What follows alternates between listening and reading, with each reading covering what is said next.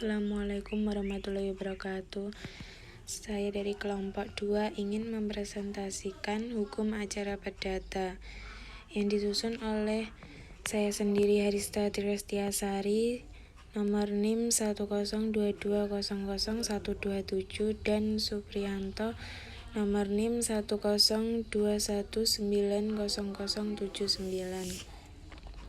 Tinjauan umum tentang gugatan. Pengertian gugatan. Gugatan adalah suatu tuntutan seseorang atau beberapa orang selaku penggugat yang berkaitan dengan permasalahan perdata yang mengandung sengketa antara dua pihak atau lebih yang diajukan kepada Ketua Pengadilan Negeri, di mana salah satu pihak sebagai penggugat untuk menggugat pihak lain sebagai tergugat. Menurut Rancangan Undang-Undang Hukum Acara Perdata pada Pasal 1 Angka 2, gugatan adalah tuntutan hak yang mengandung sengketa dan diajukan ke pengadilan untuk mendapatkan putusan.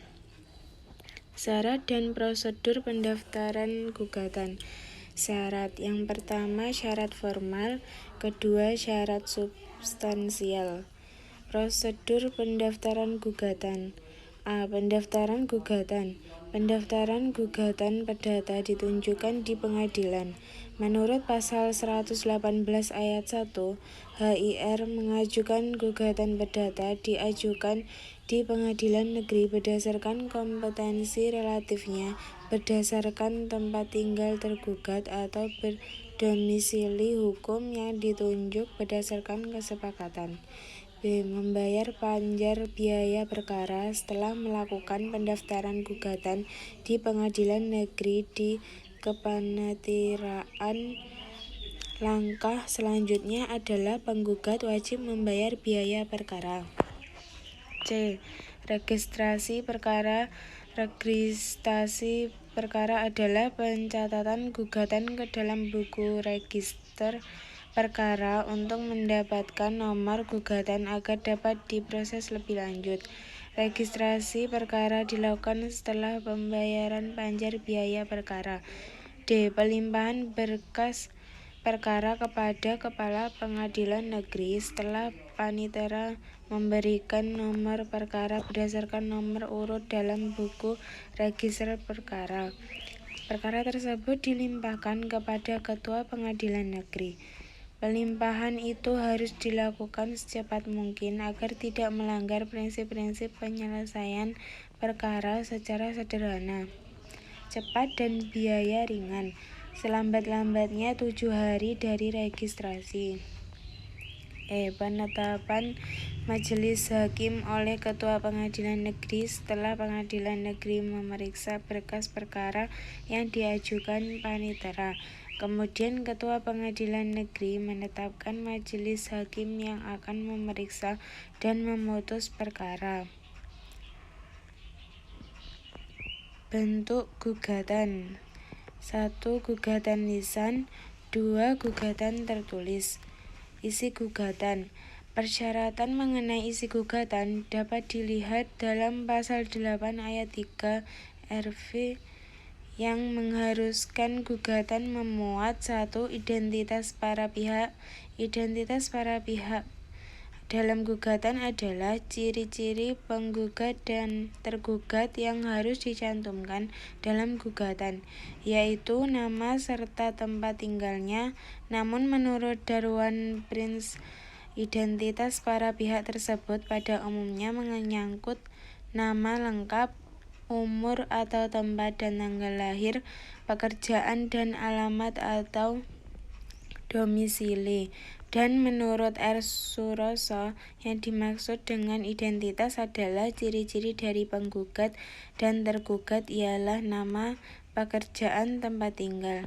2. Posita atau fundamentum patendi, yaitu dalil-dalil konkret tentang adanya hubungan hukum yang merupakan dasar serta alasan-alasan daripada tuntutan.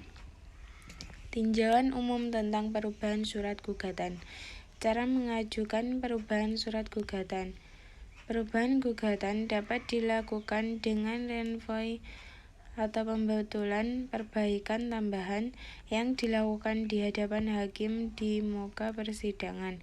Hal ini sesuai ketentuan dalam Pasal 127 RV yang menyebutkan penggugat berhak untuk mengubah atau mengurangi tuntutannya sampai saat perkara diputus, tanpa boleh mengubah atau menambahi pokok gugatannya terkait perubahan gugatan.